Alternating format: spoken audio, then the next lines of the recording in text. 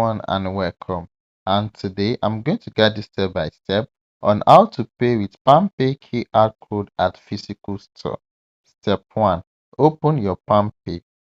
So right on your Palmpay dashboard, you click on Me. So as you can see at the top right corner, we have the profile right there. We have the scan button as well the setting icon at the top right corner. So step 2, you click on the scan icon, then point your camera at the store QR code. Most physical stores that accept Palmpay display their QR code at the till or counter. Align your camera so the full code is in frame. Step 3. Confirm the merchant details. Once scanned, the app will show you the merchant name. Take a second to confirm this matches the actual store you are paying so you are not accidentally sending money to the wrong account. Step 4. Enter the amount.